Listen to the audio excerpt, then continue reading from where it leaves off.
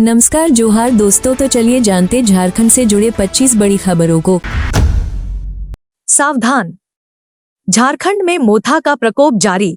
इन जिलों में तेज हवाओं के साथ भारी बारिश का अलर्ट। रांची समेत झारखंड में चक्रवाती तूफान मोन्था का असर जारी है, जिससे भारी बारिश हुई और जनजीवन प्रभावित हुआ। मौसम विभाग ने येलो अलर्ट जारी किया है और लोगों को सतर्क रहने की सलाह दी है। तूफान के बाद तापमान में गिरावट आने से ठंड बढ़ने की संभावना है। 2 नवंबर से मौसम में सुधार की उम्मीद है और कोहरा छाने की भी आशंका है। कमजोर पड़ा चक्रवात।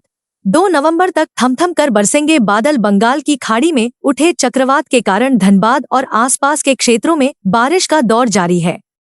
मौसम विभाग ने अगले कुछ दिनों तक बारिश की संभावना जताई है। चक्रवात कमजोर होकर डिप्रेशन में बदल गया है, लेकिन इसका असर अभी भी बना हुआ है। तापमान में गिरावट दर्ज की गई है।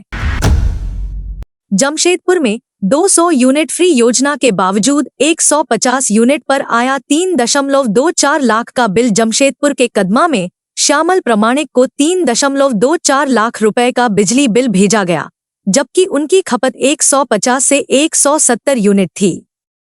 200 यूनिट तक मुफ्त बिजली के बावजूद उन्हें भारी बिल मिला। शिकायत के बाद भी कार्रवाई नहीं हुई और विभाग ने बिल भुगतान का अल्टीमेटम दिया है। विभाग ने रीडर की गलती से बिल भेजने की बात कही है और जल्द समाधान का आश्वासन दिया है। सरकार से पहले किसानों तक पहुंच गए बिचौलिए।